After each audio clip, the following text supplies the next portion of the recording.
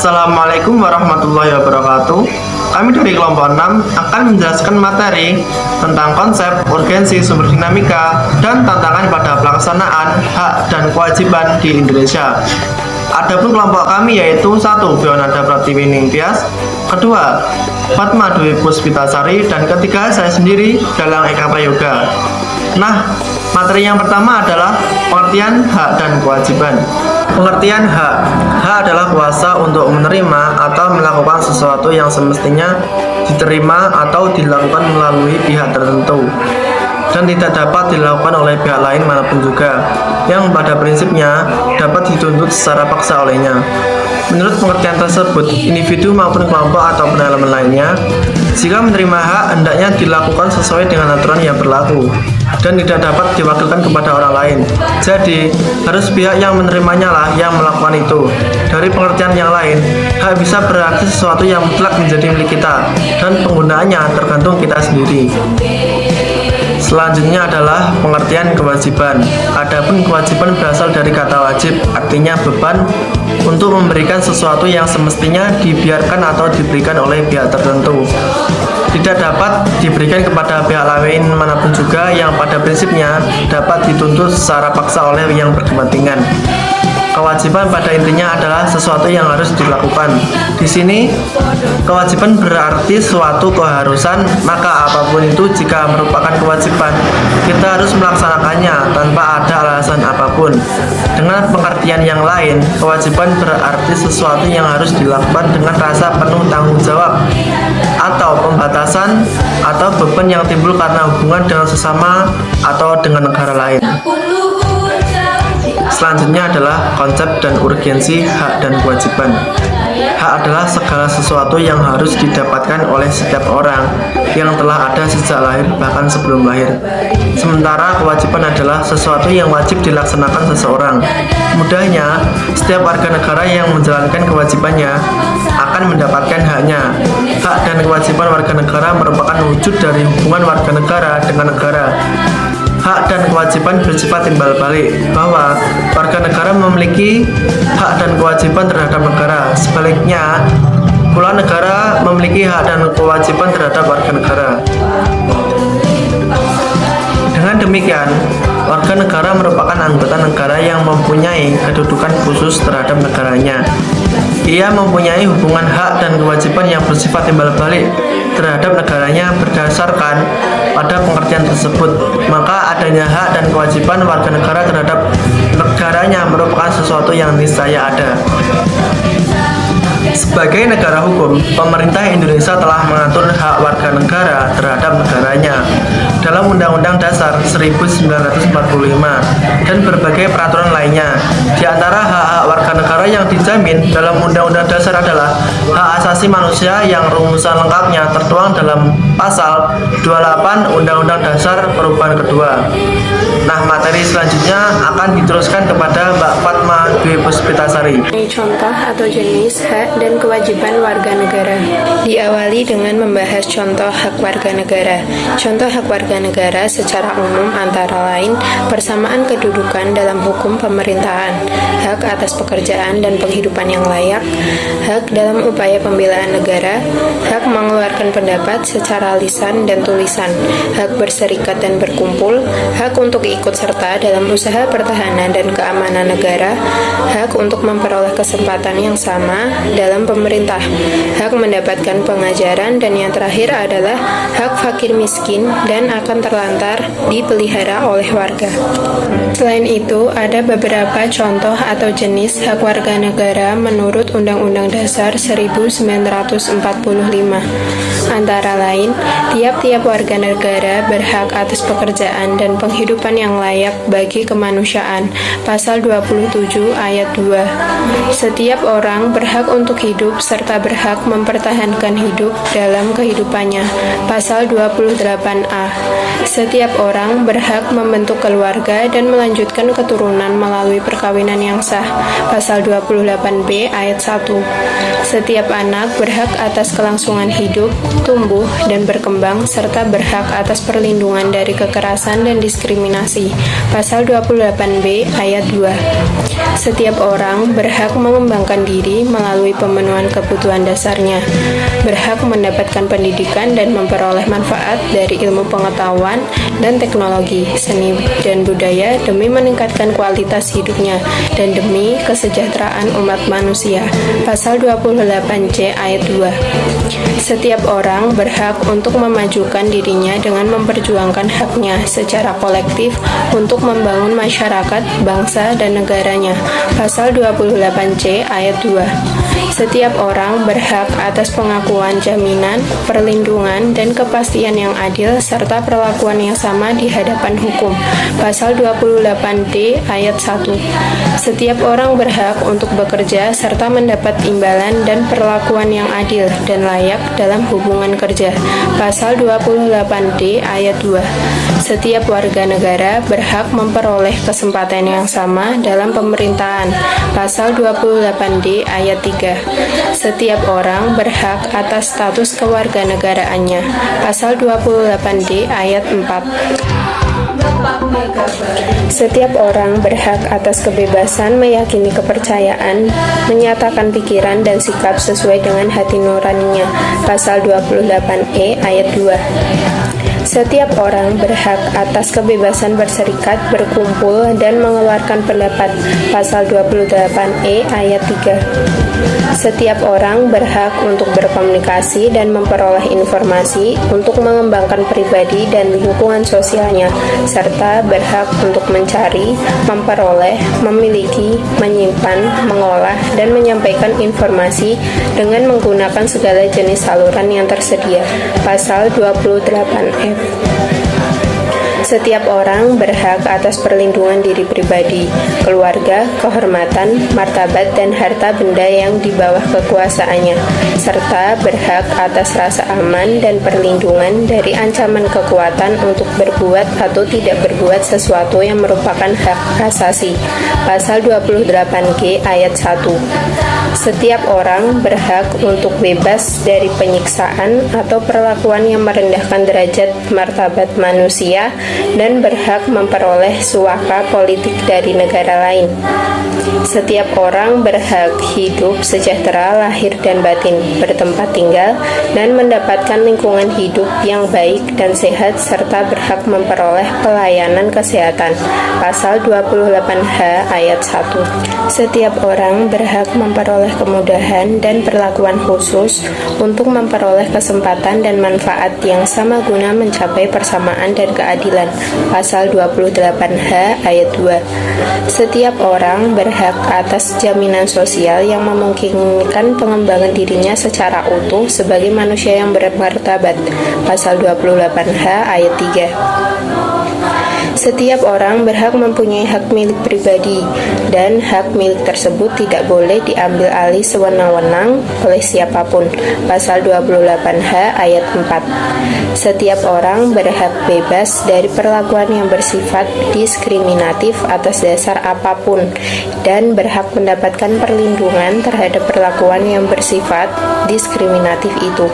Pasal 28I ayat 2. Setiap orang wajib menghormati hak asasi manusia orang lain dalam tertib kehidupan bermasyarakat, berbangsa, dan bernegara. Pasal 28J ayat 1. Tiap-tiap warga negara berhak dan wajib ikut serta dalam usaha pembelaan negara. Pasal 30 ayat 1. Yang terakhir, tiap-tiap warga negara berhak mendapat pengajaran. Pasal 31 ayat 1. Selanjutnya, saya akan membahas mengenai contoh atau jenis kewajiban warga negara. Contoh kewajiban warga negara secara umum meliputi menjunjung hukum dan pemerintahan, turut serta dalam upaya pembelaan negara, ikut serta dalam usaha pertahanan dan keamanan negara, membayar pajak, menghargai warga negara, memenuhi panggilan aparat penegak hukum, memelihara kelestarian lingkungan, memelihara persatuan dan kesatuan bangsa, dan yang terakhir adalah ikut memelihara fasilitas kepentingan umum. Sedangkan menurut Undang-Undang Dasar 1945, kewajiban warga negara meliputi 1. Segala warga negara bersamaan kedudukannya dalam hukum dari pemerintahan wajib menjunjung hukum dan pemerintahan dengan tidak ada kecualinya. Pasal 27 ayat 1. Yang kedua, setiap orang wajib menghormati hak asasi manusia orang lain dalam tertib kehidupan bermasyarakat, berbangsa, dan bernegara. Pasal 28J ayat 1. Yang ketiga, di dalam menjalankan hak dan kebebasannya, setiap orang wajib tunduk kepada pembatasan yang ditetapkan dengan undang-undang dengan maksud semata-mata untuk menjamin pengakuan serta penghormatan atas hak dan kebebasan orang lain, dan untuk memenuhi tuntutan yang adil sesuai dengan pertimbangan moral, nilai-nilai agama, keamanan, dan ketertiban umum dalam suatu masyarakat demokratis. Pasal 28 ayat 2. Dan yang terakhir, tiap-tiap warga negara berhak dan wajib ikut serta dalam usaha pembelaan negara. Pasal 30 ayat 1. Selanjutnya adalah dinamika dan tantangan hak dan kewajiban warga negara di Indonesia. Hak dan kewajiban warga negara dan negara mengalami dinamika, terbukti dari adanya perubahan-perubahan dalam rumusan pasal-pasal Undang-Undang Dasar Negara Republik Indonesia tahun 1945 melalui proses amandemen dan juga perubahan undang-undang yang menyertainya. Berikut bentuk-bentuk perubahan aturan dasar dalam Undang-Undang Dasar Negara Republik Indonesia tahun 1945, baik sesudah maupun sebelum amandemen. Yang pertama yaitu Aturan Dasar Ihwal Pendidikan dan Kebudayaan serta Ilmu Pengetahuan dan Teknologi. Ketentuan mengenai hak warga negara di bidang pendidikan semula diatur dalam pasal 31 ayat 1 Undang-Undang Dasar Negara Republik Indonesia tahun 1945 yang berbunyi, tiap-tiap warga negara berhak mendapat pengajaran. Lalu kemudian dirubah menjadi setiap warga negara berhak mendapatkan pendidikan. Kata tiap-tiap dirubah menjadi setiap karena penyesuaian dengan perkembangan bahasa Indonesia. Kemudian kata pengajaran diubah menjadi pendidikan guna memperluas hak warga negara karena pengertian pengajaran lebih sempit dibandingkan dengan pengertian pendidikan. Kemudian, perubahan Undang-Undang Dasar Negara Republik Indonesia tahun 1945 juga memasukkan ketentuan baru tentang upaya pemerintah memajukan teknologi dan ilmu pengetahuan yang terdapat dalam pasal 31 ayat 2 Undang-Undang Dasar Negara Republik Indonesia tahun 1945 yang berbunyi, pemerintah memajukan ilmu pengetahuan dan teknologi dengan menjunjung tinggi nilai-nilai agama dan persatuan bangsa untuk kemajuan peradaban serta kesejahteraan umat manusia. Adanya rumusan tersebut dimaksudkan agar pemerintah berupaya memajukan ilmu pengetahuan dan teknologi dengan tetap menjunjung tinggi nilai-nilai agama dan memperkukuh persatuan bangsa Indonesia. Selain itu, negara juga wajib memajukan kebudayaan nasional. Semula ketentuan mengenai kebudayaan diatur dalam pasal 32 Undang-Undang Dasar Negara Republik Indonesia tahun 1945 tanpa ayat. Setelah perubahan Undang-Undang Dasar Negara Republik Indonesia tahun 1945, ketentuan tersebut masih diatur dalam pasal 32 Undang-Undang Dasar Negara Republik Indonesia tahun 1945 tetapi dengan 2 ayat dan mengalami perubahan. Rumusan naskah semula berbunyi, pemerintah memajukan kebudayaan nasional Indonesia, kemudian dirubah menjadi pasal 32 ayat 1 yang berbunyi, negara memajukan kebudayaan nasional Indonesia di tengah peradaban dunia dengan menjamin kebebasan masyarakat dalam memelihara dan mengembangkan nilai-nilai budayanya. Kemudian pada pasal 32 ayat 2 yang berbunyi, negara menghormati dan memelihara bahasa daerah sebagai kekayaan budaya nasional. Perubahan ini dilatar belakangi oleh kebutuhan dan untuk menempatkan kebudayaan nasional pada derajat yang tinggi. Kebudayaan nasional merupakan identitas bangsa dan negara yang harus dilestarikan, dikembangkan, dan diteguhkan di tengah perubahan dunia. Strategi kebudayaan nasional yang harus kita lakukan di era perkembangan globalisasi yang pertama yaitu menerima budaya asing yang sesuai dengan kepribadian bangsa. Yang kedua, menolak budaya asing yang tidak sesuai dengan kepribadian bangsa. Dan yang terakhir yaitu menerima secara selektif unsur budaya asing yang belum jelas apakah sesuai atau tidak dengan kepribadian bangsa. Yang kedua adalah aturan dasar ihwal perekonomian nasional dan kesejahteraan sosial. Sebelum diubah, ketentuan mengenai perekonomian nasional dan kesejahteraan sosial diatur dalam bab 14 dengan judul kesejahteraan sosial yang terdiri dari pasal 33 dengan 3 ayat dan pasal 34 tanpa ayat. Setelah ada perubahan Undang-Undang Dasar Negara Republik Indonesia tahun 1945, judul bab dirubah menjadi Perekonomian Nasional dan Kesejahteraan Sosial dengan terdiri dari pasal 33 dengan 5 ayat dan pasal 34 dengan 4 ayat. Perubahan penting pasal 33 adalah untuk melengkapi aturan yang sudah diatur sebelum perubahan Undang-Undang Dasar Negara Republik Indonesia tahun 1945, yaitu pasal 33 ayat 1 yang menegaskan asas kekeluargaan, pasal 33 ayat 2 yang menegaskan cabang-cabang produksi yang penting bagi negara dan yang menguasai hajat hidup orang banyak harus dikuasai negara. Kemudian pasal 33 ayat 3 yang menegaskan bahwa bumi dan air dan kekayaan alam yang terkandung di dalamnya harus dikuasai negara. Lalu terdapat ketentuan tambahan lain dalam pasal 33 ayat 4 yang menegaskan tentang prinsip-prinsip ekonomi nasional yang perlu dicantumkan guna melengkapi ketentuan pada ayat 1, 2, dan 3. Kemudian perubahan pasal 34 menjadi 4 ayat didasarkan pada kebutuhan peningkatan jaminan konstitusional yang mengatur kewajiban negara di bidang kesejahteraan sosial. Upaya memajukan kesejahteraan umum dalam pasal 34 lebih dijabarkan ke dalam fungsi-fungsi negara untuk yang pertama, mengembangkan sistem jaminan sosial bagi seluruh rakyat, yang kedua, memberdayakan masyarakat yang lemah dan tidak mampu, yang ketiga, menyediakan fasilitas pelayanan kesehatan yang layak, dan yang terakhir yaitu menyediakan fasilitas pelayanan umum yang layak. Yang ketiga yaitu aturan dasar ihwal usaha pertahanan dan keamanan negara. Semula ketentuan tentang pertahanan negara menggunakan konsep pembelaan terhadap negara yang diatur dalam pasal 30 ayat 1 Undang-Undang Dasar Negara Republik Indonesia tahun 1945.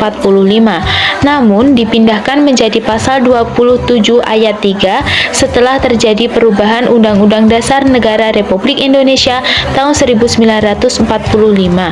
Kemudian ketentuan mengenai hak dan kewajiban dalam usaha pertahanan dan keamanan negara pasal 30 ayat 1 merupakan penerapan dari ketentuan pasal 27 ayat 3.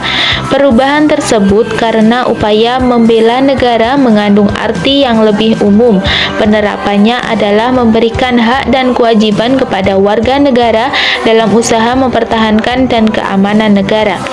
Usaha pertahanan dan keamanan pada pasal 30 ayat 2 menegaskan bahwa usaha pertahanan dan keamanan negara dilakukan melalui sistem pertahanan dan keamanan rakyat semesta oleh Tentara Nasional Indonesia dan Kepolisian Negara Republik Indonesia sebagai komponen utama dan rakyat sebagai kekuatan pendukung. Dipilihnya sistem pertahanan dan keamanan rakyat semesta dilatar belakangi oleh pengalaman sejarah bangsa Indonesia pada saat perjuangan revolusi yang sukses karena bersatu padunya kekuatan rakyat militer dan kepolisian. Kekuatan pertahanan dan keamanan rakyat semesta dibangun dalam 3 susunan, yakni perlawanan bersenjata, tidak bersenjata, dan bagian pendukung perlawanan bersenjata dan tidak bersenjata.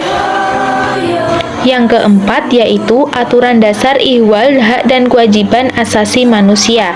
Penghormatan terhadap hak asasi manusia pasca amandemen Undang-Undang Dasar Negara Republik Indonesia tahun 1945 mengalami dinamika yang cukup signifikan.